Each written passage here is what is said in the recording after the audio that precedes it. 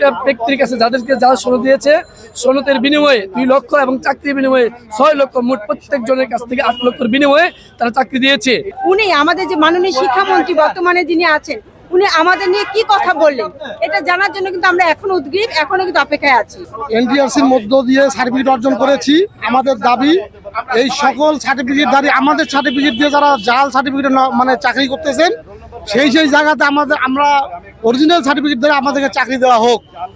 এবং এই জাল সনদধারী শিক্ষক এরা সমাজের কীট, এরা সমাজের একজন কলঙ্কিত।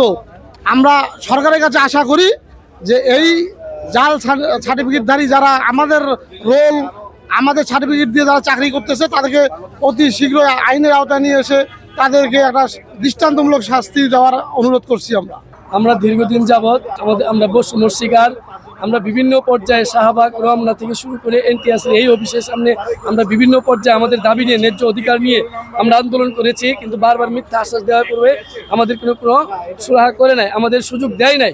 কিন্তু তারা 60,000 জাল সনদ দিয়েছে। প্রত্যেকটা ব্যক্তির কাছে যাদেরকে জাল সনদ দিয়েছে, সনদের বিনিময়ে 2 লক্ষ এবং চাকরির বিনিময়ে 6 লক্ষ, মোট প্রত্যেকজনের কাছ থেকে 8 লক্ষের বিনিময়ে তারা চাকরি দিয়েছে।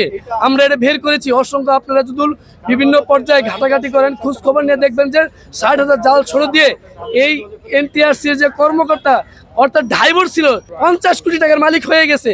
এগুলো কোথায় গেল? এই টাকার খতিস নেই। তা আমরা চাই বর্তমান সরকার, আমাদের শিক্ষাবান্ধব সরকার, এই সরকার আমাদের আশার একটা প্রদীপ। আমাদের মাননীয় প্রধানমন্ত্রী তারেক রহমান সাহেব প্রথমে বাংলাদেশে আসার পরেও প্রথম যে প্রতিশ্রুতি দেয় আমাদের প্রতিনিধি টিমের সামনে, যে আমাদের এই 1 থেকে 12তমে যারা নিয়োগ বঞ্চিত তাদেরকে একটা সুযোগ করে দেব, কাউকে দেয় নাই। কিন্তু প্রথম আমরা সেই সুযোগটার জন্য তারা কিন্তু দৃষ্টিগোচর করে। তারই ফলশ্রুতিতে আমরা বিভিন্ন পর্যায়ে শিক্ষামন্ত্রীর সাথে আমরা টেবিল টক করেছি।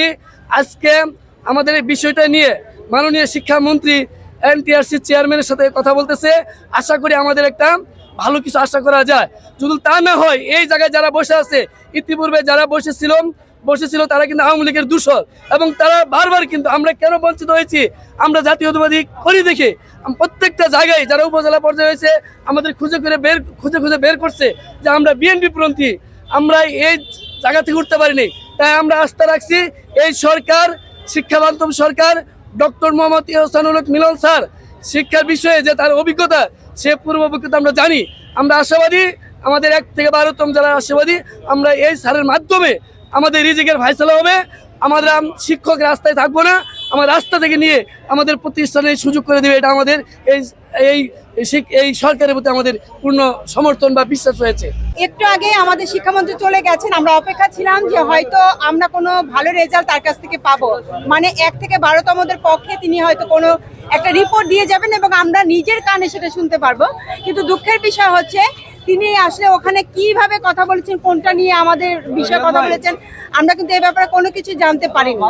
আমরা আসলে এখন অপেক্ষায় আছি যে উনি আমাদের যে মাননীয় শিক্ষামন্ত্রী বর্তমানে যিনি আছেন, উনি আমাদের নিয়ে কি কথা বললেন এটা জানার জন্য কিন্তু আমরা এখন উদ্গ্রীব, এখনো কিন্তু অপেক্ষায় আছি। এখন এনটিআরসিতে যাবো কিনা এটা আসলে আমরা সন্দিহান, কারণ ওখানে গেলে আমাদেরকে তারা কতটুকু তথ্য দিবেন এটা একটা বিষয় আছে।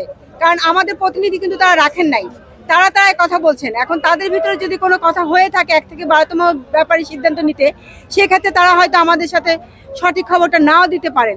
তারপর আমরা অন্যান্য যে নেতারা রয়েছেন তাদের সাথে আলোচনা করে সিদ্ধান্ত নিব আমরা যাবো কিনা এনটিআরসি।